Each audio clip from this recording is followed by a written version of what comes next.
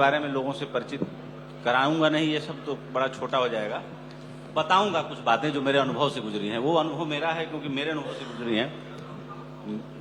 देखिए क्या होता है कि आम जीवन में जिस तेजी से कैंसर पांव पसार रहा है, किडनी के रोग पांव पसार रहे हैं, जिस तरीके से बीमारियां हमें घेर रही हैं, आयुर्वेद एक बहुत बड़ा अंतिम विकल्प बन के निकला है। क्योंकि एलोपैथ की दवाएं भी अब मानने लगी हैं कि जो इलाज का वो दावा करती थी, अब लोगों ने बता दिया कि आप इलाज नहीं करते, आप फौरी तौर पे राहत देने का काम करते हैं।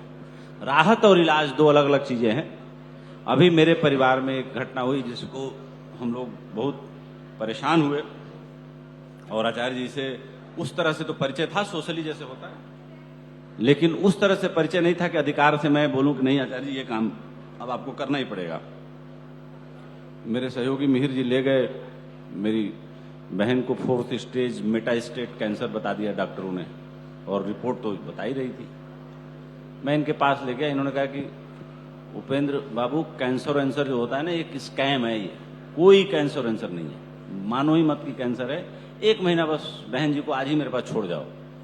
तो इनके कहे बिना ही, दीदी को बिना बताए बिना ही मैं ले गया था कि भाई वो चूंकि रुकना चाहेगी नहीं, लेकिन मैंने कहा माहौल बनेगा तो समझा बुझा के हम लोगों ने वहां पे उनको छोड़ा। 1 माह बाद उनको घर ले आए, और जब वो गई थी तो उनका चेहरा काला पड़ चुका था, उनको तनाव था बहुत। लेकिन जो थेरेपी इन्होंने की, जिस तरीके से उनका इलाज इन्होंने शुरू किया, जिस तरीके से गुणात्मक बदलाव देखने को मिला है उनके पूरे दैनिक व्यवहार में, और डॉक्टरों की जो 2 टेस्ट हुए हैं, अभी जो रिपोर्ट आई है, ऐसा लग रहा है कि कैंसर गायब है, कैंसर अब है नहीं। तो इन्होंने कहा कि मतलब इन्होंने तो 10 मार्च के बाद ही बोला था, यानी कल जो है कि 10 मार्च के बाद 1 महीना के लिए और हमारे पास छोड़ दो।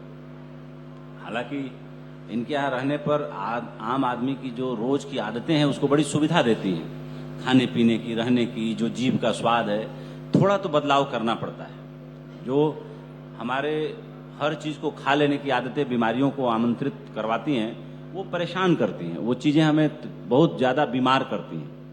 तो ऐसी सिचुएशन में आचार्य जी ने मेरे अनुभव से एक बात गुजरी कि किस तरीके से इन्होंने कैंसर का इलाज किया और मेरी बहन को जीवन दान दिया। इसके लिए मैं तो इनका सदैव आभारी रहूंगा। लेकिन मैं इनसे साथ साथ ये सवाल पूछूंगा कि आचार्य जी, आप ये क्यों बोलते हैं कि कैंसर एक स्कैम है, और मेडिकल कंपनियों ने, जो फार्मा कंपनियां हैं जिनका बिलियनों ट्रिलियनों डॉलर का कारोबार है, उन्होंने इसे स्कैम बना रखा है? सर एक्चुअल में ना आजकल हर चीज में पैसा इन्वॉल्व हो गया। हम ये बोलते हैं पेशेंट को कि एक्चुअली कैंसर 10% लोगों को एक्चुअल होता है, 90% को आजकल रिपोर्टिंग में बना दिया जाता है। इन्फ्लामेशन का नाम भी कैंसर कर दिया। पहले बवासीर होता था, फिशर फिस्टुला होता था, अब एक प्रोटोकॉल जोड़ दिया, बायोप्सी करो, अब उसको रेक्टम कैंसर बना दिया।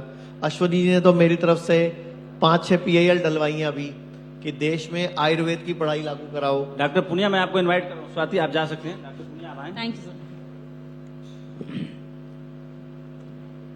तो एक्चुअल में राजीव जी को तो पता है, राजीव जी सरकारों में भी रहे हैं, अभी भी सरकार में हैं, और शुरू से इनका जो अनुभव रहा है कि इस देश में अभी क्या हो गया, हॉस्पिटल नहीं बने, कॉर्पोरेट इंडस्ट्री बन चुकी है। पुराने टाइम पे हम सुनते थे मुजफ्फरनगर के पास गाड़ी रोकी, बंदूकें दिखाई, चाकू दिखाया, सब कुछ उतार लिया, यही सुनते थे हम। शामली के पास रात को कार लूट ली। आजकल तो लाइसेंस लेके बैठ गए हैं, सफेद कोट और काले कोट पहन के। अब कई बार मेरी बात बुरी लगती है किसी को तो क्या करूंगा, वो बैठे हैं काले कोट वाले, उनको पता है कि क्या चल रहा है। तो मेरी बात बुरी लगे तो लगे, करूं क्या बताऊं मैं। अब एक बात बताऊं कि कुछ लोग बहुत अच्छे हैं और कुछ लोग बहुत खराब हैं। ये हमें अपनी हेल्थ की जिम्मेदारी खुद लेनी पड़ेगी। हमें हर एक व्यक्ति को जिम्मेदारी लेनी पड़ेगी कि हम बीमार ही ना पड़े। जो मेरा फिलॉसफी है, जो मैं बोलता हूं आपको, जो मैंने बोला कि उमेंद्र जी आप जिम्मेदारी ले लो कि आपको बीमार होना ही नहीं है। बिल्कुल। उसके लिए डाइट ठीक कर लो, लाइफस्टाइल ठीक कर लो, खाना पीना ठीक कर लो, और सिस्टम। अच्छा, ये आप लाइफ स्टाइल, 2 बातें हैं। लाइफ स्टाइल में खाना पीना भी आ जाता है। बिल्कुल। जैसे मैं जब 97 में जर्नलिज्म किया तो ग्रेजुएशन फर्स्ट ईयर में था, शौक बहुत था काम करने का। 4 घंटे के लिए पार्ट टाइम नौकरी लगी, तब 3300 रुपए तनख्वाह मिलती थी। तो और उस टाइम में ये था कि 4-6 महीने की ट्रेनिंग पूरा कर लोगे तो 3300 मिलेगी। शुरुआत में स्टाइपेंड जो 1800 मिलेगा। ये 97 की बात बता रहा हूँ। लेकिन मुझे पैसे से बहुत मतलब नहीं था, मुझे काम सीखना था। और राष्ट्रीय सहारा अखबार एक दिन बासी आता था मेरे गांव में, जब मैं 91 में लॉन्च हुआ था, और दिल्ली से एक दिन बाद गाजीपुर जिले के मोहम्मदाबाद तहसील में पहुंचता था। मेरे भाई साहब वहाँ इंटर कॉलेज मोहम्मदाबाद में लेक्चरर थे, वो आते थे तो अगले दिन वो अखबार ले आते। 2 अखबार लाते थे, एक जनसत्ता और एक ये राष्ट्रीय सहारा। और दैनिक जागरण को बोलते थे कि ये अखबार जमता नहीं मुझे, तो वो घर में जो सुनते थे वही अखबार हम पढ़ने लगे। तो 4 घंटे के लिए हम जाते थे, काम 8 घंटे करते थे। इससे थोड़ा पढ़ाई का भी नुकसान हुआ, लेकिन रात को जगने की आदत पड़ गई मुझे। यानी कि शाम को यूनिवर्सिटी से क्लास करके गए, 5-6 बजे पहुंचे, 8-9 घंटा 8 घंटा काम हो गया। आते आते घर पे 3-4 बज गए, फिर सो के जगे, फिर यूनिवर्सिटी 11 बजे पहली क्लास। तो ऐसे रूटीन बन गया। वो रूटीन मेरा अभी तक बना हुआ है। लेकिन मेरे स्वास्थ्य में अंतर तब आया जब डॉक्टर सरीन के यहाँ गया। मैं किसी और का इलाज कराने, उन्होंने मेरा ही लीवर चेक करके बता दिया कि तुम्हारा भी ग्रेड 3 के आसपास पहुंच गया है, तुम वजन कम करो 20 किलो। मैं कहा डॉक्टर साहब थोड़ा तो रीजनेबल बोलो, अब 20 किलो वजन कैसे कम कर दूं मैं? बोले ठीक है 10 किलो कम करो। हमने बोला, फिर भी आलस मन से मैंने बोला 10 भी बहुत ज्यादा है। तो उन्होंने जो मुझे बोला, थोड़ा सा मैं डरा। और जिसका इलाज कराने गया था उसका लीवर तो पूरा ही खराब था, उसको तो एडमिट ही कर लिया उन्होंने। तो गजेंद्र शेखावत जी आए पहली एनिवर्सरी पे, तो रात का टेबल लगा हुआ था, खाना खाने जा रहे थे, और उस दिन मानवेंद्र जी का एक बहुत भयंकर एक्सीडेंट हुआ था, राजू भैया। तो मैंने कहा कि सर खाना खा लीजिए।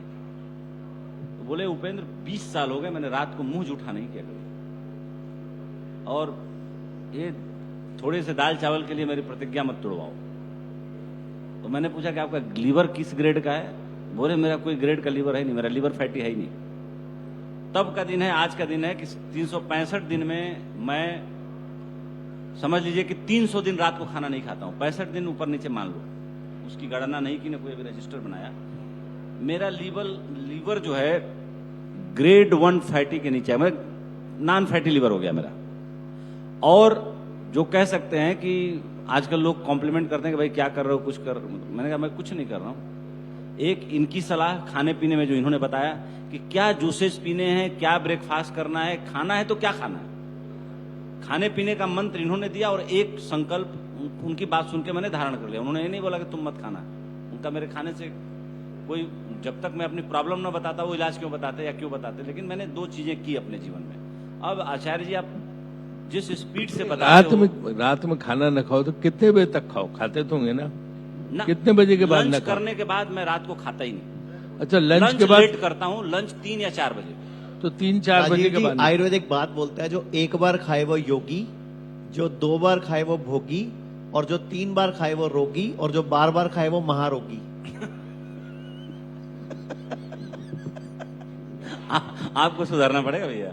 तो ऐसा आचार्य जी कि जिस स्पीड से आप बताते हो उस स्पीड से बताओ। फिर पुनिया जी को मैं बोलूंगा, सवाल लेंगे कि जो लीवर का भी ग्रेड आजकल फैटी बताने का जो फैशन चल पड़ा है, ये सबसे ज्यादा डराने वाला है। दूसरा जो किडनी की बीमारी है, और तीसरा जो हार्ट, ये जो दिल धड़कता है, ये आजकल के डॉक्टरों की माने तो मतलब समझिए कि 100 में 90 आदमी का दिल लगभग ऊपर नीचे धड़क रहा है, जबकि ऐसा है नहीं। ये डराने का सिलसिला ऐसा क्यों चला है, ऐसा क्यों? मैं आपको पहले परिचय कराना चाहूंगा, हमारे साथ एडवोकेट अश्विनी उपाध्याय बैठे हैं। हाँ बिल्कुल, कंज्यूमर मामलों के महारथी हैं। ये सुप्रीम कोर्ट में लॉयर हैं। आज से 2.25 साल पहले इनके पापा 75 साल के हैं। मैं बोलूंगा खुद ही बता दे, 3 बड़े हॉस्पिटलों ने बोला था घुटना चेंज करना पड़ेगा जी। 10 दिन इन्होंने पंचकर्म कराया था। आज 2 साल हो गए, हर 6 महीने बाद आते हैं, आज तक घुटना चेंज नहीं हुआ। वही घुटना पिताजी का काम कर रहा है। बिल्कुल। दूसरा, इनकी खुद की छाती में 3 गांठें हो गई थी और सिर्फ 3 दिन में गायब हुई थी। इनकी डाइट, इनको 3 दिन व्रत पे रखा था हमने, कोई खाना पीना नहीं दिया, ग्रीन जूस, मसाज और स्टीम बाथ। 3 दिन में गांठें गायब हो गई। और अश्विनी जी लगभग हर महीने मेरे पास 15-20 पेशेंट भेजते हैं कम से कम, और खुद भी हर 3-4 महीने में पंचकर्म कराते हैं। आपके सामने अभी आज बोल रहे थे कि वजन बढ़ गया क्योंकि पिछले 2-3 महीनों से आई नहीं, बिल्कुल गड़बड़ हो गया मामला। तो मैंने बोला अब आ जाओ, घटा लो, क्या दिक्कत है। तो सारा जो सर जिम्मेदारी हमारी अपनी है। पहली बात तो बीमार जो पड़ते हैं, हम बीमार होने के लिए बने ही नहीं है।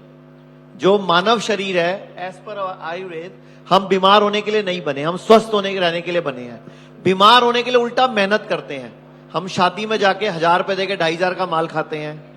हम रात को लेट नाइट तक जागते हैं, सुबह लेट उठते हैं, हमारा पूरा लाइफस्टाइल बिगाड़ते हैं, स्ट्रेस लेते हैं दुनिया जान का, तो जाके कोई एक आधी बीमारी आती है। तो बीमारी कहीं आती नहीं है, बीमारी हम कमाते हैं। दवाइयां खाते हैं, अलूल जलूल फूड सप्लीमेंट खा रहे हैं, मिलावटी खाना खा रहे हैं, पेस्टिसाइड खा रहे हैं, स्प्रे खा रहे हैं। भारत सरकार को चाहिए एक तो मिलावट पे कानून बनाए, तगड़ा कानून, मतलब तगड़ी सजा हो ताकि मिलावट बंद हो। और दूसरा, हमें जिम्मेदारी लेनी होगी कि हफ्ते में एक दिन उपवास करना पड़ेगा। और राजीव जी, मैं आपको बोलना चाहूंगा, पूरे भारत को ना अपनी आदतें सुधारनी पड़ेंगी। जैसे हमारी इंग्लिश टॉयलेट सीट बहुत बड़ी बीमारी है। हमारी जो इंडियन टॉयलेट सीट थी ना, वो सही है, उसमें ना कॉन्स्टिपेशन होता है, उसमें ब्लैडर भी पूरा खाली होता है, और हमारा हार्ट, जो आपने बोला हार्ट अटैक बढ़ रहे हैं, हार्ट भी सेफ रहता है क्योंकि पिंडली दबती है। बिल्कुल, पिंडली हमारा सेकंड हार्ट है। बिल्कुल। तो अगर सुबह उठ के या रात को सोते टाइम हम 2 टाइम नीचे बैठ के यूरिन कर लें, मुस्लिम भाई आज भी करते हैं नीचे बैठ के, तो हमारी 90% प्रॉब्लम सॉल्व हो जाए। और हफ्ते में एक दिन उपवास कर लें। और रही बात की बीमारियां क्यों बढ़ रही हैं, तो हम लोगों का खाना पीना खराब है और लाइफस्टाइल खराब है। और मैं आपसे आज एक रिक्वेस्ट करूंगा, आप सरकार में मिलते रहते हो, मंत्रियों से मिलते रहते हो, सारा दिन आपके पास भी आते रहते हैं। आयुष्मान योजना इस देश की बहुत बड़ी योजना, बहुत बड़ी, गरीबों की योजना, उसमें आयुष्मान नाम है, आयुष उसमें है नहीं, मान ही मान है, उसमें आयुष हटवा दो ताकि उसका मान बरकरार रहे। इन्होंने PIL डाल रखी है। एक 1954 का कानून है, drug and magic remedy act, वो कानून के लिए भी PIL डाल रखी है, क्योंकि वो कानून आयुर्वेद को काम नहीं करने देता। डॉक्टर मेजर पुनिया पेशे से डॉक्टर हैं, MBBS, और स्पेशल फोर्सेस के आदमी रहे, प्रेसिडेंट ऑफ बॉडी गार्ड्स में काफी लंबी सेवाएं दी आपने, और विशिष्ट सेवा मेडल से नवाजे भी गए। हाँ।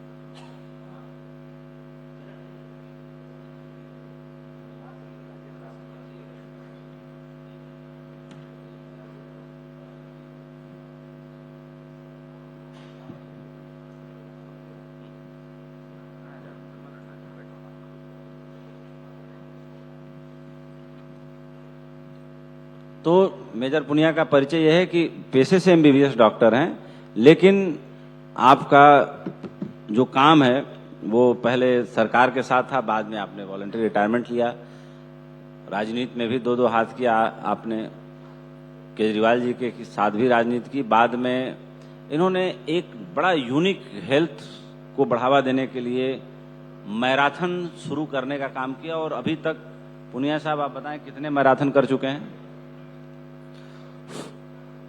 जय हिंद दोस्तों। सबसे पहले तो उपेंद्र भाई को जो भारत एक्सप्रेस की 3री जो वर्षगांठ है उसकी ये आपको बधाई। और उपेंद्र भाई का रिश्ता मेरे साथ इतना पुराना है, जब मैं 2006 में राष्ट्रपति भवन में प्रेसिडेंट बॉडीगार्ड था, और राष्ट्रपति जी के 3 डॉक्टर होते हैं, एक उनकी चॉइस से होता है, एक भारत सरकार प्रोवाइड करती है, और एक सुप्रीम कमांडर है आर्म फोर्सेज के। तो स्पेशल फोर्सेज जो पैरा कमांडोज होते हैं, जो आपने सर्जिकल स्ट्राइक वाला देखा था, वो हमारी टीम थी। तो उससे एक डॉक्टर होते हैं जो प्लेन से भी जंप करने वाले लोग होते हैं। तो तब मेरी मुलाकात हुई, और इनका मेरी जिंदगी में ये वो आदमी है जो 3 बजे वाले दोस्त हैं। 3 बजे से मतलब है कि अगर मैं रात को 3 बजे भी कॉल किया तो दुनिया में एक ही आदमी है जो पलट के जिसका कॉल आता है। तो मेरे फोन पे भी अगर आप देखेंगे, मेरे फोन पे मैं आचार्य मनीष जी इधर बैठे हैं, तो मैं आपको दिखाऊंगा कि इसके अंदर कुछ फेवरेट नाम लिखे हुए हैं, 5-6 नाम हैं। सर आप ही पढ़ के सुना दो। एक तो पापा, एक भाई, एक माँ, एक दीदी और एक उमेंद्र राय। वो इसलिए कि 2006 में जब मैं इंडिया खेलने के लिए पहली बार सिलेक्ट हुआ, मैं 5 वर्ल्ड चैंपियनशिप खेली, तो एक मिलिट्री का सपोर्ट था, लेकिन उस समय उपेंद्र भाई साराश्री के साथ थे, और पहली बार मिले, और इनको जब मालूम चला कि मैं इंडिया खेलने जा रहा हूं, मैं तब सहारा ग्रुप ज्वाइन तो 3 साल बाद किया था, लेकिन उनके साथ बहुत गहरे था। बिल्कुल। तो इन्होंने साराश्री को बोला कि ये जो लड़का है ये इंडिया खेलने जा रहा है और मेडल लेके आएगा। तो मैंने कहा, इनको पकड़ के मैंने बोला कि पहले क्यों बोल रहे हो मेडल लेके आएगा, गेम तो बहुत दूर है। बोला नहीं हो गया बस। और तब से लेके जब मैं 6 साल खेला, जिसमें 5 वर्ल्ड चैंपियनशिप खेली, तो इनका साथ रहा। और उसके बाद में एक डॉक्टर कलाम के साथ जब मैंने आर्मी से प्रीमेच्योर रिटायरमेंट लिया और फिर मैंने काम किया डॉक्टर साहब के साथ, तो डॉक्टर कलाम का ये मानना था कि जो सैनिक देश के लिए शहीद हो गया, जिसकी जान चली गई, तो वो अपने साथ अपने सारे गम ले गया। मौत के साथ सारे गम खत्म हो जाते हैं। जब तक आदमी जिंदा रहता है तभी दुख सुख ये सब ड्रामा तभी का है। लेकिन जिस सोल्जर की बॉडी पैरालाइज हो गई, जिसको गोली लगी या जिसका पैर चला गया, पूरी जिंदगी वो उस गम के साथ जीता है। और जिसकी बॉडी पैरालाइज हो गई, उसकी पत्नी छोड़ के चली गई बच्चे लेके, या वो बुजुर्ग सोल्जर था, तो जब तक उसकी धर्मपत्नी जिंदा थी वो जीता रहा। लेकिन उसके बाद में बच्चे अमेरिका ऑस्ट्रेलिया चले गए, मोबाइल नंबर चेंज कर दिया, अब वो जाए कहां। तो उन सबको भारतीय सेना ने 2 सेंटर, एक मोहाली में और एक पुणे में पैराप्लेजिक रिहेब सेंटर। आपको कभी भी मौका मिले, अगर आपको जिंदगी में कोई आदमी बोले कि मुझे लाइफ में बहुत ज्यादा स्ट्रेस है, बहुत ज्यादा दुखी हूं, बीवी से, घर वालों से, दोस्तों से, बॉस से, तो उसको वहां भेज देना। वो जब वहां से निकलेगा तो वो बोलेगा मैं दुनिया का सबसे खुशकिस्मत आदमी हूं। तो उन सोल्जर्स के लिए डॉक्टर कलाम ने कहा कि एक रन स्टार्ट करनी है और पूरे देश में हो, और सैनिकों के साथ सिविलियन सिटीजन्स दौड़े, तो उसका नाम रखा गया सोल्जराथन। और उपेंद्र भाई तो बोलेंगे नहीं, लेकिन मैं आपको सबको बता रहा हूं, जब से रन शुरू हुई है ये उस मिशन के साथ जुड़े हुए हैं। इन्होंने अपना खुद का पैसा, कंपनी का नहीं, उपेंद्र राय का जो बैंक अकाउंट है उससे उन सोल्जर्स की हर मैराथन में हेल्प की है। ये नहीं बोलेंगे, मैं बता रहा हूं आपको। जब जब इनको बोला, ये हर इवेंट में जाते हैं, उन सोल्जर्स के साथ खड़े होते हैं। आपका बहुत बहुत शुक्रिया उपेंद्र भाई। मैं शुक्रिया एक छोटा शब्द है, मतलब ये एहसान मैं इसलिए बोल रहा हूं कि मैंने कश्मीर में 6 साल, बांदीपुर, अनंतनाग, शोपियां, जो कुपवाड़ा, जो सबसे ज्यादा टेररिस्ट इन्फेस्टेड एरिया थे, वहां पे मेरे 27 साथी उन 6 साल में देश के लिए शहीद हुए। आज भी रात को 3 बजे कई बार नींद खुल जाती है, उनकी याद आती है कि जैसे आज बर्थडे का केक काट रहे हैं, और केक काट के बर्थडे मना के गए, 7 टेररिस्ट मार दिए, लेकिन एक साथी चला गया, वो तो वापस नहीं आएगा कभी भी। लेकिन आपने उस मिशन में जो साथ दिया, तो ये जो रन है इसका नाम है सोल्जराथन, और इससे जितने भी फंड रेज होते हैं वो उन्हीं सोल्जर्स के लिए जाते हैं। अभी तक 3 करोड़ 43 लाख रुपए हमने उन सोल्जर्स के लिए दिया है। और साथ में पूरे देश में जो प्राइम मिनिस्टर ने एक मूवमेंट चलाया, मोदी जी ने बहुत बढ़िया काम किया, लेकिन 2 जो चीज हैं वो मेरी नजर में as a doctor, as a खिलाड़ी, एज ए फौजी, कि वो सबसे बड़े मिशन है। एक स्वच्छ भारत, जो लोगों को नहीं पता चलता है, लेकिन गंदगी से कितनी बीमारियां होती हैं वो शायद आचार्य जी को पता है। दूसरा जो फिट इंडिया मूवमेंट है, अभी गडकरी जी यहां बैठे थे आपके सामने, बता रहे थे 50,000 करोड़ का ये प्रोजेक्ट है, 60,000 का ये है, 1 लाख करोड़ का ये है।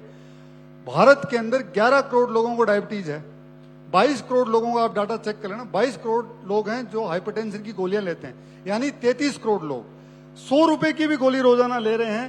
तो कितना हुआ? 33 करोड़ 100 रुपए की गोलियां ले रहे हैं, तो 3,300 करोड़ की गोलियां रोजाना खा रहे हैं।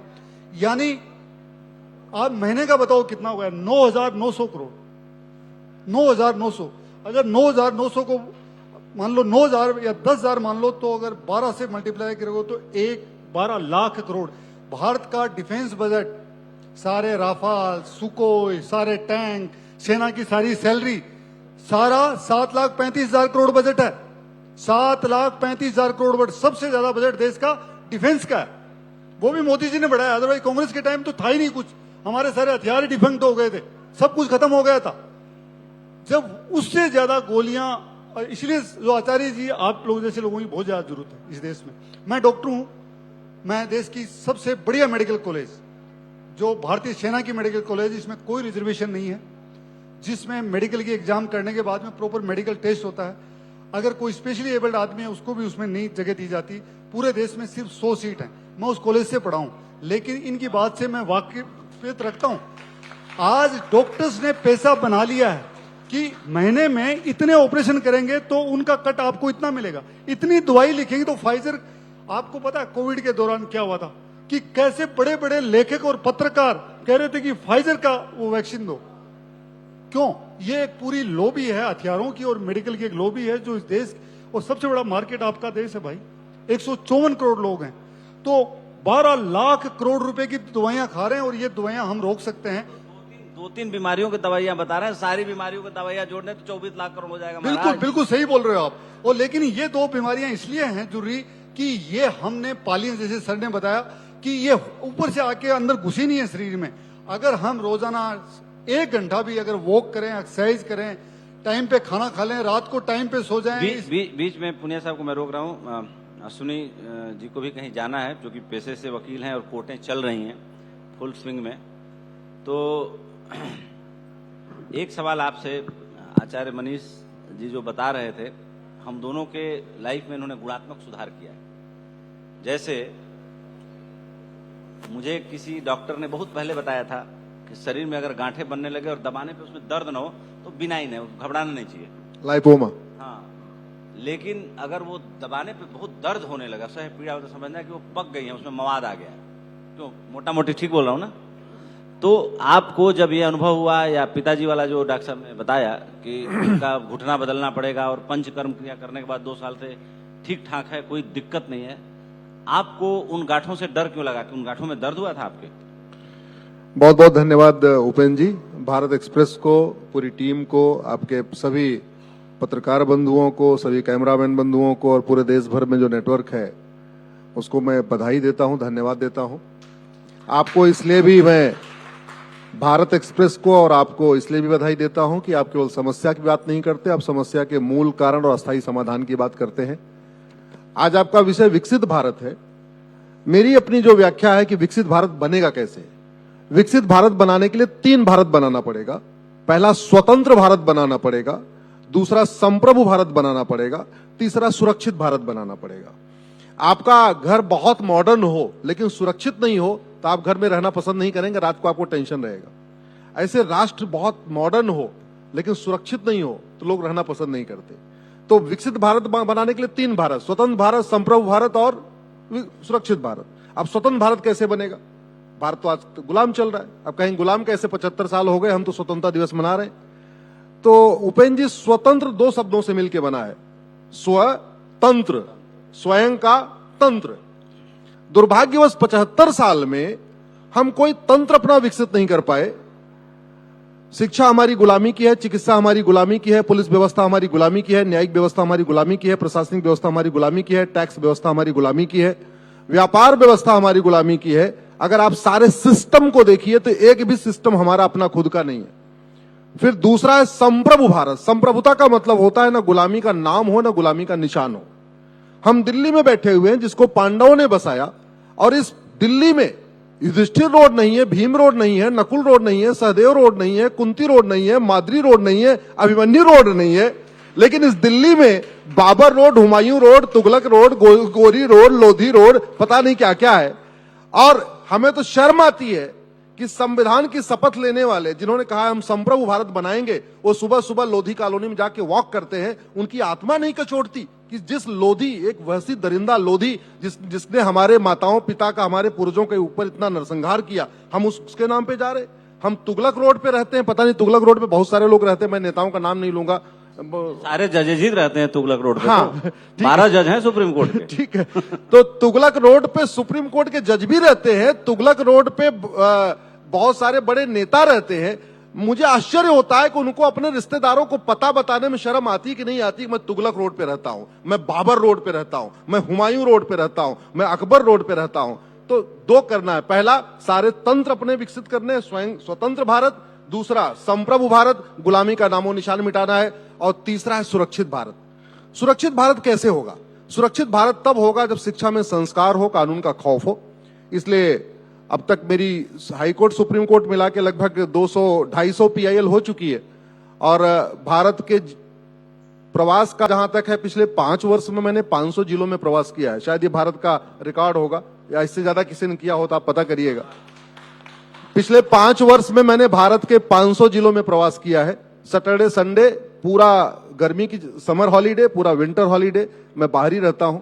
अभी इस सैटरडे संडे को मैं गोंदिया, भंडारा और नागपुर करके आया हूं, तो सारे यूनिवर्सिटी कॉलेज में सबसे आना जाना होता है, वहां लोगों से चर्चा मैं करता रहता हूं।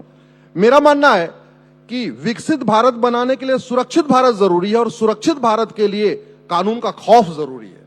और कानून का खौफ तब आता है जब भारत का जुडिशियल सिस्टम अच्छा हो। उपेंद्र जी, भारत में आज की डेट में तो 50-50 साल मुकदमे चल रहे हैं, लेकिन इस गड़बड़ सिस्टम के कारण भारत में 25 लाख लोगों की अकाल मौत हो रही है। भारत में प्रतिवर्ष 90 लाख लोग मरते हैं। 90 लाख में से 25 लाख अपने पूरा जीवन पूरा नहीं कर रहे हैं। 25 लाख का मैं आंकड़ा बता देता हूं। 10 लाख लोग पोल्यूशन से मरते हैं।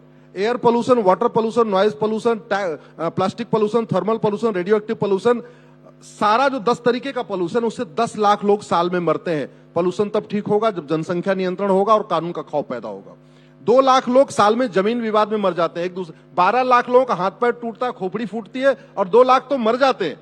वो कैसे ठीक होगा? जब जुडिशियल सिस्टम ठीक होगा। 2 लाख लोग मिलावटखोरी के कारण मरते हैं, नकली दवा खा के, नकली दूध पी के, नकली पनीर खा के, नकली चाउमीन खा के, नकली पिज्जा खा के। वो 2 लाख लोग कब बचेंगे? जब कानून का खौफ पैदा होगा। 2 लाख लोग रोड एक्सीडेंट से मरते हैं। रोड एक्सीडेंट का मूल कारण है भ्रष्टाचार। तो भ्रष्टाचार खत्म होगा, रोड एक्सीडेंट रुकेगा, रोड एक्सीडेंट रुकेगा तो 2 लाख लोगों की जीवन बचेगा।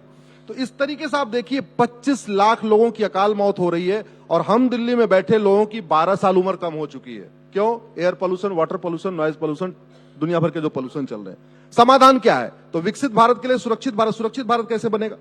हमारे पास जमीन दुनिया की मात्र 2% है, हमारे पास पानी दुनिया का मात्र 4% है, और जनसंख्या हमारी दुनिया की 20% है। इसको अगर हम आम भाषा में कहें उपेंद्र जी, तो जमीन 2% का मतलब हमारे पास चारपाई 2 है और सोने वाले 20 है। अगर हम इसको पानी की भाषा में, आम भाषा में कहें, हमारे पास 4 गिलास पानी है और पीने वाले 20 है। भारत के 800 जिलों में से 200 जिलों का पानी पीने के कारण लोग बीमार हो चुके हैं। और आप गाजीपुर के रहने वाले, मैं प्रयाग का रहने वाला हूं। हम लोगों के घर पे पहले 30-40 फीट नीचे पानी मिलता था, अब 150 फीट नीचे बोरिंग करनी पड़ रही है, और 250 फीट के बाद पानी होता नहीं है। तो आप कल्पना करिए कि 25 साल के बाद ये जब ग्राउंड वाटर खत्म हो जाएगा तो हमारी स्थिति क्या होगी। तो ऐसे बहुत, मेरा ये मानना है कि विकसित भारत बनाने के लिए पहला काम करना चाहिए, हम 2 हमारे 2 नहीं तो हम 2 हमारे 3 सही, लेकिन जनसंख्या नियंत्रण कानून बनना चाहिए। आप कहेंगे लोग, कुछ लोग मानेंगे, कुछ लोग नहीं मानेंगे। आप तो खुद ही मान गए होंगे, ये भी मान गए, ये भी मान गए, हम सारे मान के, हम 2 हमारे 2 ही वाले हैं। कुछ लोग तो हम 2 हमारे 1 वाले हैं। अच्छा, इनके ठीक। तो मेरा यह मानना है, हमारे सामने संविधान के एक्सपर्ट बैठे हुए हैं। कॉन्स्टिट्यूशन में एक प्रोविजन है, आर्टिकल 11, वो कहता है नागरिकता देने, नागरिकता लेने के लिए कानून बनाओ। मेरा मानना है कि सबसे पहले सिटीजनशिप एक्ट बनाना चाहिए, और उसमें कंडीशन रख देना चाहिए, जो चौथा बच्चा पैदा करेगा उसकी भारत की नागरिकता खत्म। चीन ने कठोर कानून बनाया, चीन ने कठोर कानून बना के 60 करोड़ बच्चों को पैदा होने से रोक दिया। चीन विश्व महाशक्ति बन गया। और आस पड़ोस देख लीजिए, जिन लोगों ने फार्मूला नहीं अपनाया, आज की डेट में वो गरीबी में घूम रहे हैं। हमारे भारत की जनसंख्या जब 40 करोड़ थी तो 4 करोड़ लोगों को राशन देना पड़ता था, यानी 10% लोगों को राशन देना पड़ता था। जनसंख्या 145 करोड़ है, 85 करोड़ लोगों को राशन देना पड़ रहा है। तो पहले 10% गरीब थे, अभी 60% गरीब है। ये जो सिचुएशन है, इसको रोकना बहुत जरूरी है। खेतों में जहर पैदा हो रहा है, खेतों में गेहूं, चावल, जो कुछ पैदा हो रहा है, इतना उसमें खाद डालना पड़ रहा है, वो जहर पैदा हो रहा है। सुनामी आएगी बीमारियों की। और अभी तो जो ये अपने क्या बोलते हैं, दवा बनाने वाले लूट ही रहे, ये 15-20 साल के बाद और लूटेंगे, क्योंकि हमारे पास न शुद्ध हवा है, न शुद्ध पानी है, न शुद्ध रोटी है, न शुद्ध जूस है, न हमारे पास शुद्ध फल है। तो विकसित भारत बनाने के लिए 2 चीज जरूरी है, हम 2 हमारे 2 नहीं, हम 2 हमारे 2 तो हम 2 हमारे 3। लेकिन चौथा बच्चा पैदा करने पे कम से कम 10 साल की सजा, 10 लाख जुर्माना और नागरिकता खत्म, ये कानून बनना चाहिए। और दूसरा, जस्टिस विद इन ईयर होना चाहिए। मैं अपनी बात खत्म कर रहा हूं। जब मैं जस्टिस विद इन ईयर की बात करता हूं तो लोगों को बड़ा आश्चर्य होता है। मैंने लेटेस्ट PIL फाइल किया है कि सबसे पहले झूठी शिकायत, झूठी जांच, झूठी गवाही, झूठा एफिडेविट, झूठा एविडेंस देने पे इनको जेल में डाला जाए। आज की डेट में सबसे 2 लाख लोग तारीख पे तारीख और फर्जी शिकायत कारण आत्महत्या कर रहे हैं। 2 लाख लोग तारीख पे तारीख कारण आत्महत्या कर रहे हैं। क्यों आत्महत्या कर रहे हैं? झगड़ा होता है जमीन का, SC ST का मुकदमा लग जाता है। झगड़ा होता है चक्रोट का, छेड़छाड़ का मुकदमा लग जाता है। पति पत्नी में झगड़ा होता है, नंद नंदोई, सास ससुर, जेठ जेठानी सबको जेल में डलवा दिया जाता है। तो जब तक ये झूठे केस का कारोबार चल रहा है, फॉल्स केसेस का कारोबार चल रहा है, तब तक भारत को विकसित भारत बनाना, विश्वगुरु बनाना बड़ा मुश्किल है। लेटेस्ट मेरी पीआईएल उस पे हुई है, जिसपे केंद्र सरकार के अलावा सारे राज्य सरकारों को नोटिस हुआ है। हमने कहा है कि भैया सबसे पहले थाने में अंडरटेकिंग लेना शुरू करो कि हाँ, जो मैं शिकायत दे रहा हूं ये ठीक है, अगर मेरी शिकायत गलत हुई तो मुझे 5 साल के लिए जेल में जाना पड़ेगा, मुझे पता, ये अंडरटेकिंग लेना शुरू भाई सोशल मीडिया टीम इसको तो वायरल ही करे, बहुत जरूरी है ये। इन्होंने जितनी बातें बोली हैं सब सूत्र वाक्य की तरह बोली हैं अश्विनी जी ने, सब बड़ी कमाल की बातें हैं, बड़ी मजेदार बातें हैं। और मेरा तो मन कर रहा है कि आप ही बोलिए, मैं आपसे सवाल क्यों पूछूं, क्योंकि उससे ज्यादा काम की बात पहले ही बता दे रहे हैं आप। तो ये सारी चीजों को वायरल करो भाई, ये तो कमाल की बातें हैं। और थाने में मधुर तिवारी साहब बैठे हुए हैं, वैसे तो मेरे बड़े भाई लगते हैं, बचपन से मैं छोटा था तब से जानता हूं इनको। दिल्ली पुलिस का बहुत बड़ा महकमा आप ही के पास है, लॉ एंड ऑर्डर पूरा आप देखते हैं। बल्कि मैं तो कहूंगा कि ये आप लोगों को कानून बनाने की दिशा में ये प्रेरित करना चाहिए, या एक स्टैंडर्ड प्रैक्टिस बनानी चाहिए, जो भी कानून की सीमा में परमिसिबल हो। ये इतनी बड़ी जनसेवा होगी, इतनी बड़ी मदद होगी आम लोगों की, कि अगर कोई फर्जी शिकायत, फर्जी कंप्लेन ले आके पुलिस को दुरुपयोग करता है, पुलिस की हालत को परेशान करता है, उसको कोर्ट के सामने तकलीफ सहनी पड़ती है। दोनों पक्षों को, एक जो करने वाला है वो तो मजे लेता है, वो तो एक मोटिव से करता है, जिसके खिलाफ करता है वो परेशान होता है, और दूसरा जो उसकी कंप्लेन लेती है पुलिस, वो परेशान। मैं आपको 2-3 एग्जांपल दे देता हूं उपेन जी। कर्नल कबोत्रा मोहाली में रहते हैं, 1971 का युद्ध लड़े थे पाकिस्तान के खिलाफ, उसके बाद वो घायल हो गए तो रिटायर हो गए। 25 साल से अपना घर छुड़ाने के लिए लड़ रहे हैं, कोर्ट में तारीख पे तारीख उनको मिल रही है। एक सेना का जवान ऑफिसर कर्नल कबोत्रा, जो दुश्मन देश का छक्के छुड़ा के आ गया, आज अपना घर खाली नहीं करा पड़ रहा है। दूसरा एग्जाम्पल आपको देता हूं, जौनपुर जिले में 1985 में मुकदमा शुरू हुआ था कि ये वाली वसीयत असली है कि ये वाली वसीयत असली है। 40 साल बीत गया, आज तक ये नहीं तय हो पाया कि रघुवीर मिश्रा 31 मार्च को मरे कि 2 अप्रैल को मरे। आज अगर फैसला हो जाए, अब ये मुकदमा चकबंदी अधिकारी के यहां जौनपुर में, आज फैसला हो जाए तो उसके बाद एसओसी के यहां अपील होगी, एसओसी के अपील फैसला होगा, फिर डीडीसी के यहां अपील होगी, फिर डीडीसी के यहां फैसला होगा, फिर हाई कोर्ट अपील होगी, फिर हाई कोर्ट में फैसला होगा, फिर सुप्रीम कोर्ट अपील होगी। वो जौनपुर जिले में वो मंदिर के पुजारी जी की तीसरी जनरेशन लड़ रही है, मंदिर के 10 बीघे जमीन पे कब्जा है। 40 साल में यह नहीं तय हो पाया कि मंदिर बनवाने वाले रघुवीर मिश्रा 31 मार्च को मरे कि 2 अप्रैल को मरे। एक और एग्जाम्पल आपको बड़ा इंटरेस्टिंग बता रहा हूं, सब लोग समझेंगे। मथुरा में विद्या देवी को भाई नहीं था, विद्या देवी के पिताजी ने अपनी 15 बीघे जमीन विद्या देवी को दान कर दिया, और दान करने के बाद विद्या देवी के पिताजी 1975 में मर गए। 1995 में, यानी मरने के 20 साल के बाद, तहसील में विद्या देवी के पिताजी जिंदा हो गए कागजों में, और विद्या देवी जो 2025 में मरी है, उनको 1995 यानी मरने के 30 साल पहले कागजों में मार दिया और उनकी 15 बीघे जमीन लिखा लिया। इतना चलो फिर भी ठीक था, इससे शर्मनाक ये हुआ है कि 1995 से लेकर 2025 तक विद्या देवी ये लड़ती रही कि मैं जिंदा हूं, जिंदा हूं, जिंदा हूं, वो जिंदा साबित नहीं कर पाई और मर गई। ये भारत के जुडिशियल सिस्टम का नतीजा है उपेन जी। 5 करोड़ केसेस के कारण 5 करोड़ परिवार टेंशन में है। एक परिवार में 6 आदमी मान के चलिए, पति पत्नी 2 बच्चे और माता पिता, तो 5 करोड़ केस के कारण 30 करोड़ लोग टेंशन में है। अमेरिका की जनसंख्या 30 करोड़ है और भारत में 30 करोड़ लोग मुकदमों के कारण टेंशन में है। ऑस्ट्रेलिया की जनसंख्या 2.5 करोड़ है, यहाँ 30 करोड़ मुकदमों के कारण टेंशन में है। कनाडा की जनसंख्या 4 करोड़ है, यहाँ 30 करोड़ लोग मुकदमों के कारण टेंशन में है। रूस की जनसंख्या 15 करोड़ है, यहाँ 30 करोड़ लोग मुकदमों के कारण टेंशन में। एक दिल्ली में भी एक बहुत जबरदस्त मुकदमा मेरे पास कोई स्टोरी लेके आया है, ये 15 दिन पहले की बात है। एक चित्रा मुदगल जी हैं, उनके पति भी आर्मी में थे, वो भी आर्मी में डॉक्टर थी। उनका बेटा सियाचिन ग्लेशियर में पोस्टेड था और वहां पे -56 -100 टेम्परेचर रहता है। मिनिमम जब मौसम खुशगवार होता है तो -56 पहुंचता है, जब मौसम खराब होता है तो -100 के ऊपर रहता है। उस बच्चे की मौत हो गई, खराब मौसम और ठंड लगने के कारण उसके अंग काम करना बंद कर दिए, वो मर गया। उनका एक बेटा कहीं बाहर चला गया विदेश में। उनके, आ जाओ निशांत प्लीज, आओ।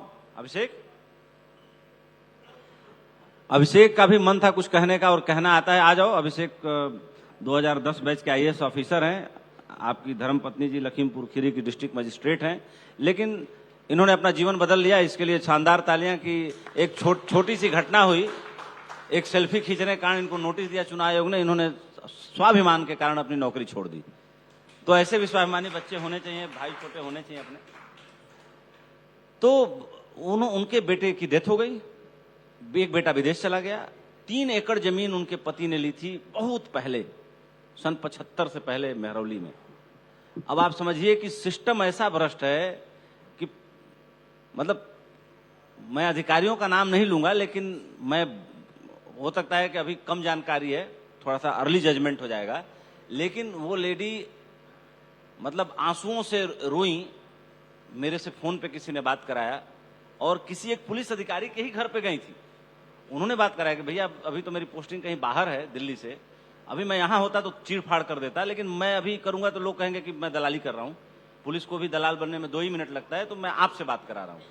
तो इस तरह की घटनाएं दिल्ली में। और 3 एकड़ जमीन कब्जा करके कौन बैठा है? दिल्ली का एक भूमाफिया। पहले वो आया कि गौ सेवा करूंगा, ये जमीन पे घास उग गई है, गायों को खिलाऊंगा, इस बहाने जमीन में घुसा और उसके बाद जमीन कब्जा। नहीं, आज की डेट में फर्जी केस, गौ सेवक घुसा और जमीन कब्जा कर लिया। मैं आप कम 5-7 केस ऐसे जानता हूं उपेंद्र जी, कि तहसील में जिसकी जमीन थी उसको पता ही नहीं चला, कोई और आके जमीन बेच के किसी को बेच के चला गया। 2 लोगों ने जमीन का सौदा तय किया, उनको खबर ही नहीं लगी। तीसरा आया, चौथे आदमी को जमीन बेच के चला गया और वो खुद ही बन के गया। वो जब दोबारा बेचने गए, बोले तुम्हारी तो जमीन बिक चुकी है। और अब उसको अपनी जमीन वापस लेने के लिए 40-50 साल मुकदमा लड़ना पड़ेगा। एक हमारे क्लाइंट हैं, 40 साल लगा है उनको अपना घर खाली कराने में। अगर हमने कहा अग्रवाल जी किराया कितना लिया था, बोले भैया जितना हम वकील को फीस दे चुके हैं इससे कम ही हमने किराया कमाया था। तो ये जब स्थिति हो गई है, ये बहुत खतरनाक है। विकसित भारत बनाने के लिए हमें अपना जुडिशियल सिस्टम ठीक करना पड़ेगा। एक बात शायद बहुत कम लोगों को पता है, भारत में जस्टिस विद इन आवर होता था। छत्रपति शिवाजी महाराज, रानी अहिल्याबाई होलकर के यहां और राजा विक्रमादित्य के यहां जो सिस्टम था, 1 घंटे में न्याय मिलेगा। अगर आपका केस कॉम्प्लिकेटेड है तो आपको दिन भर में न्याय मिलेगा, यानी जस्टिस विद इन डे होता था। अगर आपका केस थोड़ा ज्यादा कॉम्प्लिकेटेड है, थोड़ा जांच वांच करानी है, तो 2-3 दिन आना पड़ेगा, यानी जस्टिस विद इन वीक होता था। 3-4 ऐसे केस हैं छत्रपति शिवाजी महाराज, रानी अहिल्याबाई होलकर, राजा विक्रमादित्य के, जो 2-3 हफ्ते चले हैं, यानी जस्टिस विद इन मंथ तो हो ही जाता था। आज की डेट में justice with in 10 decades, justice with in 4 decade, justice with in 5 decade चल रहा है। ये हमारे लिए बहुत शर्मनाक है। पुरानी न्याय प्रणाली पे कॉन्फ्रेंस में बोलने गया था, मतलब बच्चों का ही, मतलब लॉ स्टूडेंट्स का था, तो उसमें मैंने 4-5 बड़े अच्छे एग्जाम्पल दिए थे। हालांकि बहुत देर हो गया, आज जब इसको धीरे धीरे समेटने की तरफ बढ़ेंगे। अभिषेक से भी एक सवाल लेते हैं, चूंकि कार्यपालिका, न्यायपालिका, विधायिका, प्रेस, ये 4 लोकतंत्र के खंभे हैं। तो प्रेस तो बहुत बाद में आया, कार्यपालिका, एग्जीक्यूटिव जिससे ये संबंध रखते हैं, IAS IPS जैसी गौरवशाली सेवा, विधायिका भाई पार्लियामेंट हमारी, न्यायपालिका न्याय का पूरा सिस्टम। प्रेस तो 1787 में एडमंड बर्ग ब्रिटेन के एक साधु थे, लेकिन पार्लियामेंटेरियन भी थे हाउस ऑफ कॉमन्स में। उनके शानदार भाषण के बाद आया कि इन तीनों व्यवस्थाओं पर नजर रखने के लिए एक आंख चाहिए। हाँ, पत्रकारिता तब भी थी, ऐसा नहीं था, लेकिन उसको दर्जा दिलवाया उस महान विचारक ने, एडमंड बर्ग ने। तो खैर, अभिषेक, एग्जीक्यूटिव के साथ काम करते हुए बहुत लंबा काम आपने नहीं किया, हालांकि आपकी जीवन संगिनी काम कर रही हैं और बहुत, दुर्गा शक्ति नागपाल जी बहुत सफल ब्यूरोक्रेट हैं, सफल जो है IAS ऑफिसर हैं। उनके न्याय और काम पे लोग भरोसा करते हैं, जुझारू हैं, लड़ती हैं। लेकिन आपने एग्जीक्यूटिव के साथ रहने का विचार क्यों छोड़ दिया? क्या विचार आया आपके मन में? भैया, मैंने बहुत छोटे शहर से अपना जीवन शुरू किया। इलाहाबाद में मैं पैदा हुआ और तब सब लोगों ने यही बताया था कि IAS ही सबसे बड़ी चीज है और यही करना चाहिए, माने जीवन सफल हो जाता है, स्वर्ग मिल जाता है। बिल्कुल। तो लेकिन धीरे धीरे जैसे मैं बड़ा होता गया, मुझे ऐसा लगता रहा कि IAS से भी बहुत बड़ी बड़ी चीजें हैं इस दुनिया में, और जो लोग बड़े हैं वो IAS नहीं है। और ऐसे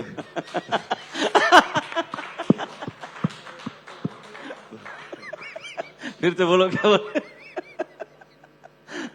तो मुझे ऐसा लगता था कि फिर अगर ऐसा है तो फिर मुझे बार बार IAS के लिए ही क्यों कहा जाता है। और तो मुझे समझ में आया कि बिकॉज हम लोगों का सोचने का नजरिया ही उतना है, और जितने हमारे आसपास के भी लोग हैं वो लोग भी सिर्फ उतना ही सोच पा रहे हैं, उतना ही देख पा रहे हैं। दूसरा एक और बड़ी चीज है कि बाकी और कुछ करने में बहुत बड़ा रिस्क है। आईएएस एक बहुत ही ज्यादा आपको सेफ सिक्योर एनवायरनमेंट देता है। आप एक बार नौकरी में आ जाते हैं तो 35 साल तक आप एकदम सिक्योर रहते हैं। बेसिक आपकी नेसेसिटीज पूरी हो जाती हैं, इज्जत मिल जाती है समाज में, एक स्टेटस हो जाता है, पहचान बन जाती है। लेकिन उसके साथ में एक सीलिंग भी आ जाती है कि आप एक दायरे के ऊपर नहीं उठ पाएंगे। अब सवाल यह है कि क्या हम इतना बड़ा रिस्क लें कि हम उसमें जाएं और उसमें ही रहें, या फिर उससे भी बड़ा रिस्क लें कि हम उसको छोड़ करके अपना कुछ करने की कोशिश करें और उसमें हम सफल हो पाए या नहीं हो पाए। इसी वजह से ज्यादातर लोग आप देखेंगे कि आईएएस की तैयारी करते हैं, क्योंकि सब लोग चाहते हैं कि भाई ये रिस्क तो तब भी ठीक है कि 20 लाख लोग बैठे, 100 लोग उसमें बने, लेकिन उससे बड़ा रिस्क लेना सबके बस की बात नहीं है। और इसीलिए शायद आजकल आप देख रहे हैं कि हमारी सरकार में भी प्रधानमंत्री जी भी बहुत ज्यादा कह रहे हैं कि आप, अभी गडकरी साहब को मैंने देखा, वो बोले कि नौकरी पाने वाले नहीं, नौकरी देने वाले बनो और एंटरप्रेन्योर बनो, कुछ अपना खुद करने की कोशिश करो। तो और वेस्ट में ये कल्चर है, वेस्ट में ब्यूरोक्रेसी का कोई इतनी ज्यादा महत्व नहीं है उनका। यहाँ पे इंडिया में चूंकि इतना ज्यादा महत्व दिया गया है, इस वजह से मुझे लगता है कि दुनिया में इससे अच्छी नौकरी नहीं है। अगर किसी को नौकरी ही करनी है तो इससे बढ़िया नौकरी पूरे विश्व में नहीं है कहीं पे, जहाँ पे इतनी कम उम्र में आपको इतनी रिस्पॉन्सिबिलिटी मिल जाए, इतनी पहचान मिल जाए। तो मेरा हमेशा से मन था कि मैं कुछ बड़ा कर सकूं। मुझे नहीं पता मैं कर पाऊंगा या नहीं कर पाऊंगा। तो एक मैंने कर ही लिया था। अब मैंने सोचा कि जीवन खत्म हो जाएगा, एक ही जीवन मिला है, और जितनी यंग एज पे आप छोड़ करके कुछ कर सको उतनी आपके अंदर एनर्जी रहती है, उतना ज्यादा समय है आपके पास। तो इसलिए मैंने सोचा कि छोड़ करके कुछ और करते हैं, कोशिश करते हैं। बाकी तो सब ऊपर वाले के हाथ में है, कितना सफल हो पाते हैं। वैसे अभिषेक के पिताजी पुलिस सेवा में थे। आप मूलतः जौनपुर जिले के रहने वाले हैं, मेरा बगल का जिला है गाजीपुर, और जीवन के प्रति एक जिसका इतना अलहदा नजरिया हो वही इतना रिस्क ले सकता है। रिस्क लेने की क्षमता भगवान सबको देता है, लेकिन डरता कायर भी है, डरता बहादुर भी है। कायर डरता है तो पलंग के नीचे से नहीं निकलता, बहादुर डरता है फिर भी सीमा पे जाके गोली चलाता है और गोली खा के मरता है। अंतर बहादुर कायर में मैंने इतना ही समझा। तो ये बहुत बहादुरी की बात है अभिषेक, आपको इसके लिए बहुत बहुत मुबारक, बहुत साधुवाद। कम से कम मैं दिल की गहराइयों से भारत एक्सप्रेस परिवार की तरफ से आपके नेक्स्ट एंडेव्योर के लिए, नेक्स्ट वेंचर के लिए वो करेंगे। और अभी अभिषेक ने फिल्म फेयर अवार्ड किया था मोहाली में, पहली बार, वो मतलब मोहाली में पहली बार फिल्म फेयर अवार्ड हुआ पंजाबी फिल्मों के लिए। 23 अगस्त को हुआ था, मैं वहाँ गया भी था, और बहुत अच्छा सफल आयोजन हुआ। इसके अलावा मुझे जो कभी कभी बात होती है तो पता चलता है इनसे कि इंफ्रा के सेक्टर में बहुत अच्छा काम कर रहे हैं। जो है कई कारपोरेट्स के साथ जो एडवाइजरी सेक्टर में ये इन्होंने वो कर लिया, क्योंकि आईएएस का ब्रेन ही होता है, वो जगह तो बना ही लेता है। खैर, आचार्य जी के पास सवाल आते हैं, और मैं अश्विनी जी के लिए बोलूंगा अपनी डिजिटल मीडिया टीम को कि इनका कहा हर एक वाक्य सूत्र वाक्य की तरह लगा, इसका जरूर जो है जन साधारण तक विस्तार और फैलाव होना ही चाहिए। इसको आप लोग फैलाइए। और आचार्य मनीष जी से एक सवाल और कि डॉक्टर साहब, आपने मुरादनगर, गाजियाबाद और मेरठ के बीच में एक 1000 बेड का हॉस्पिटल बनाया है, जहां मैं होके आया था, जिसमें से लगभग 500 बेड ऑपरेशनल है, बाकी वो ऑपरेशन करने के लिए आप वो कर रहे हैं। जो डॉक्टरों की टीम आपने जुटाई, क्या हमारे आयुर्वेद के उतने कॉलेज हैं, चाहे उतनी समझ है, या एलोपैथ के डॉक्टर भी अपने आयुर्वेद की प्रैक्टिस को छोड़ के, अपनी एलोपैथ की प्रैक्टिस को छोड़ के आयुर्वेद की तरफ ट्रांसफॉर्म हो रहे हैं, आ रहे हैं, आपसे जुड़ रहे हैं? आपने डॉक्टरों का जो इतना स्पेक्ट्रम बड़ा बनाया पूरी देश में, ये कैसे बनाया? और इस बिजनेस को, मैंने इसको, अपने भाव को बिजनेस मॉडल के रूप में इतना सफल लेके कैसे गए? कंपनी 10,000 करोड़ से बड़ी हो गई। पहले तो मैं आपको ये बताना चाहूंगा कि आपका अपना अनुभव है, अदरवाइज जो मेरा विजन मिशन है कि भारत में कोई बीमार ही ना पड़े, मैंने पहले बोला था, तो हम तो उसी पे काम कर रहे हैं। अब जो बीमार नहीं है वो बीमार पड़ेगा नहीं, और जो बीमार है जब बॉडी को डिटॉक्स करते हैं, जैसे आयुर्वेद का एक सूत्र है, शुद्धो देहा मनश्य यस्य सजीति वर्षतम, कि देह को शुद्ध करो, मन को शुद्ध करो, 100 वर्ष तक स्वस्थ सुखी जियो। अभी हमारी टीम में 900 डॉक्टर्स हैं, पूरी कंपनी में लगभग 4500 एम्प्लॉइज हैं, और सब डॉक्टर बीएमएस हैं, आयुर्वेद की प्रैक्टिस करते हैं, होम्योपैथी की प्रैक्टिस करते हैं, नेचुरोपैथी की प्रैक्टिस करते हैं, और एलोपैथी डॉक्टर्स भी हैं। मतलब इंटीग्रेटेड सिस्टम है। मकसद एक है कि सारी पैथियां एक साथ काम करें कि व्यक्ति बीमार ही ना पड़े। अब जो बीमार हमारे पास आते हैं, जो बीमार हो चुके हैं, जैसे ही वो लाइफस्टाइल ठीक करते हैं, जैसे ही वो डाइट ठीक करते हैं, जैसे ही वो उपवास पत्ती पे आते हैं, जैसे ही वो डिटॉक्स करते हैं, इमीडिएटली बॉडी ठीक हो जाती है। क्योंकि बॉडी, मैंने बताया ना, बीमार होने के लिए बनी नहीं है। तो कोई बहुत मुश्किल नहीं है, मतलब ठीक होना बहुत आसान है, स्वस्थ रहना बहुत आसान है। सिर्फ आपको अपना टाइमिंग, लाइफस्टाइल ठीक करना है। और रही बात, मेरा तो एक ही मकसद था कि अंग्रेजों ने 150-200 साल मेहनत करी आयुर्वेद को बर्बाद करने में, तो क्या 5-10 साल हम मेहनत नहीं कर सकते आयुर्वेद को वापस आबाद करने में? कर सकते हैं, करना ही चाहिए। ये सबका धर्म है और यही सबका काम होना चाहिए अपने देश में। एक और छोटा सा उसके लिए बताइए उपेंद्र जी, उसके लिए मैंने 5 PIL किया है आयुर्वेद को बढ़ाने के लिए जी। पहले मैंने PIL फाइल किया कि प्रत्येक स्कूल में शिक्षा मित्र की तरीके स्वास्थ्य मित्र नियुक्त किए जाएं। दूसरी मैंने PIL फाइल किया कि जो मेडिकल का कोर्स है इसको इंटीग्रेटेड बनाया जाए। जैसे LLB का कोर्स फर्स्ट ईयर कॉमन होता है, इंजीनियरिंग का फर्स्ट ईयर होता है वो कॉमन होता है, ऐसे मेडिकल का फर्स्ट ईयर भी कॉमन किया जाए। तीसरा मैंने एक PIL फाइल किया कि एक योजना चल रही है, उसका नाम है आयुष्मान भारत, लेकिन उसमें आयुष नहीं है। नाम है उसका आयुष्मान भारत, लेकिन उसमें आयुष नहीं है, तो वो तीसरी मेरी PIL है। चौथा मैंने शुरू किया कि एक इंटीग्रेटेड अपना सिस्टम शुरू किया जाए। और दूसरा कैशलेस ट्रीटमेंट, मतलब सौतेला व्यवहार न किया जाए। हमारी चिकित्सा व्यवस्था बड़ी शानदार रही है, लोगों को पता नहीं है। और एक प्राइमरी और जूनियर में हमारा स्वास्थ्य के नाम से एक विषय शुरू किया जाए, जिससे हम प्राइमरी और 8वीं आते आते हमें सबको पता हो जाए कब खाना है, क्या खाना है, क्या नहीं खाना है। हितभुक, ऋतभुक, मितभुक, जो हमारे वाग्भट जी बता गए, हमारे क्या बोलते हैं, महर्षि चरक बता गए, महर्षि सुश्रुत बता गए, महर्षि पतंजलि बता गए, महर्षि सारंगधर बता गए, महर्षि वाग्भट बता गए। वो विषय हमारे सभी बच्चों को पता होना चाहिए। तो एक विषय हमारा स्वास्थ्य होना चाहिए। ऐसा मेरी 5 PIL चल रही है सुप्रीम कोर्ट में, और सब पे सरकारों को नोटिस हो गया है। आज नहीं तो कल मुझे पूर्ण विश्वास कोई न कोई डायरेक्शन जरूर आएगा, मजबूत निर्णय आएगा। अच्छा, कुछ लोग ऐसे भी आए, जैसे हमारे जज साहब सामने बैठे हुए हैं, कृष्ण गोपाल। मैं चाहूंगा कि कुछ सर पूछना चाह रहे थे, मेरे पास एक छोटी सी चिट आई।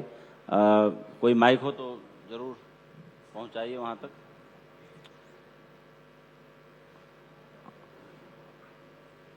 राजीव जी, आपका स्वागत है, पधारिए। धन्यवाद, धन्यवाद, बहुत आभार, आप आए, बैठिए। आप आचार्य मनीष जी से कोई सवाल पूछना चाहते हैं तो आप लीजिए। और मुरारी तिवारी सर भी आए हुए हैं, बड़े भाई की तरह हैं। अगर आप चाहते हैं तो जरूर कुछ बताना चाहते हैं, कुछ कहना चाहते हैं तो जरूर कहें, और स्वागत है।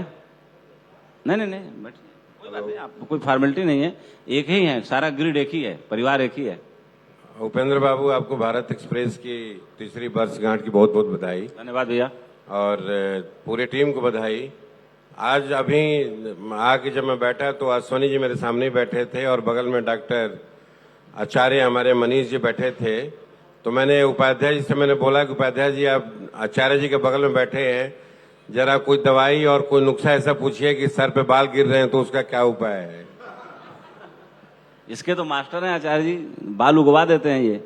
नहीं तो वही तो आचार्य जी ने कोई अपने ऊपर ध्यान नहीं दे रहे हैं। आचार्य जी ने कोई ठोस जवाब नहीं दिया। मैं चाहूंगा कि आचार्य जी इसके बारे में बताएं। मेरे को अश्विनी जी ने, जब आप बैठे थे पीछे से किसी ने पूछा था बाल उगाओ, मैं कहा देखो मैं इस पे ना ट्राई मारता हूं, क्योंकि सुना है कि उड़ जाते हैं तो बंदा ज्यादा समझदार हो जाता है, इसलिए उड़ने दो। नहीं, लेकिन बात यह है मुरारी भैया कि आचार्य जी आयुर्वेद में आए कैसे। सुबह इन्होंने अपनी कहानी बताई जो बड़ा मैंने प्रेरणादायक है। ये खुद बहुत बीमार रहे, कितना 23 वर्षों तक, सॉरी 8 वर्ष तक, और इनका वजन घट के 39 किलो हो गया था। उसके बाद की कहानी खुद ही बताएंगे कि कैसे जीवन बदला। किलो से फिर आयुर्वेद से मैं 8 साल मैंने इलाज करवाया मेरा, और मैं बहुत धक्के खाए लेकिन ठीक नहीं हुआ। अंत में 3 महीने में 12 किलो वेट बढ़ा आयुर्वेद से। तब पहली बार लाइफ में आयुर्वेद की एंट्री हुई। तब बस तभी मन पक्का कर लिया कि अब यही करना है और इसी की सेवा करनी है, और इसी से ही लोगों को सही जागरूक कराना है, क्या खाना है, क्या नहीं खाना, क्या ज्यादा खाना है, क्या कम खाना है, क्या अच्छा क्या बुरा, किस मौसम में क्या खाएं, किस मौसम में क्या नहीं खाएं। अच्छा, मैं आप लोगों से एक बात पूछना चाहूंगा। एक कहावत है, गाय हमारी माता है और माता। अकल बड़ी के भैंस। गई भैंस, काला अक्षर भैंस बराबर। जिसकी लाठी उसकी भैंस। और भैंस के आगे। बीन बजाओ। अच्छा, सारी कहावतें भैंस पे क्यों है, गाय पे एक ही है माँ? अच्छा, हमें ये पढ़ाया गया कि भैंस का दूध गाढ़ा है, सफेद है, ज्यादा देती है। तो मुझे बताओ, America, Japan, Germany, Netherland, Denmark, Australia, पूरे वर्ल्ड में 235 देशों में कोई भी भैंस का दूध नहीं पीता, जबकि सब देशों में भैंस है। भारत में ही क्यों हमें विपदा पड़ी है कि हमें पीना है? और फिर भैंस के ऊपर इतनी कहावतें भी हमारे पूर्वजों ने बनाई।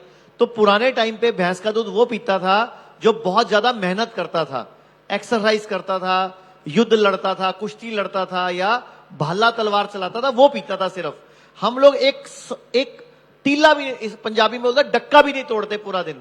हम सारा दिन बिस्तर में यूं बड़े बड़े टीवी देख के चैनल चेंज करके दिन गुजार देते हैं, फिर यूं पड़े रहेंगे और सारा दिन खाते रहेंगे, खाते रहेंगे, खाते रहेंगे, फिर बोलते हैं हम बीमार पड़ गए।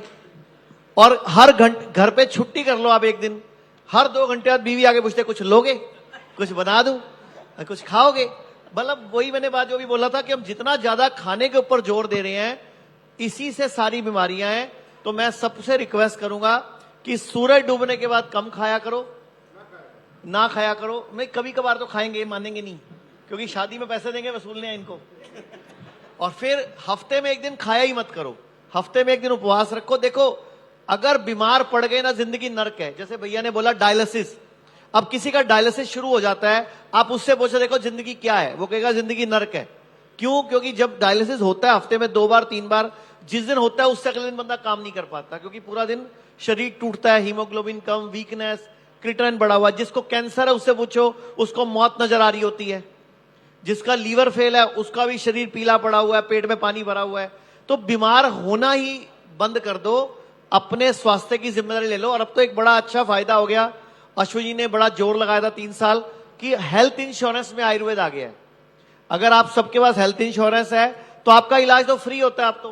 बिल्कुल। और हेल्थ इंश्योरेंस में आयुर्वेद कवर हो गया, उसमें कवर शुरू हो गया। बिल्कुल हो गया। तो सर, आप बहुत प्रमोट कर रहे हो आयुर्वेद को आजकल। मैं तो बिल्कुल कर रहा हूं। थैंक यू बोलूंगा। मेरे घर में उसका चमत्कार दिखा ना, तो जब अपने से हो के बात गुजरती है तो आदमी को ईमानदारी से करना ही चाहिए, फिर झूठ नहीं बोलना चाहिए, फिर बहाना नहीं करना चाहिए आदमी को। और आप 15 तारीख को आ रहे हो मेरे पास। हाँ, 100%। और मैं आप सबसे बोलूंगा, स्कूटर की सर्विस कराते हो, बाइक की सर्विस कराते हो, कार की सर्विस कराते हो, हर 6 महीने में अपनी सर्विस करानी शुरू कर दो। अभिषेक हमारे बंबई महाराष्ट्र के एडिटर हैं, कुछ पूछना चाहते हैं, पूछिए अभिषेक।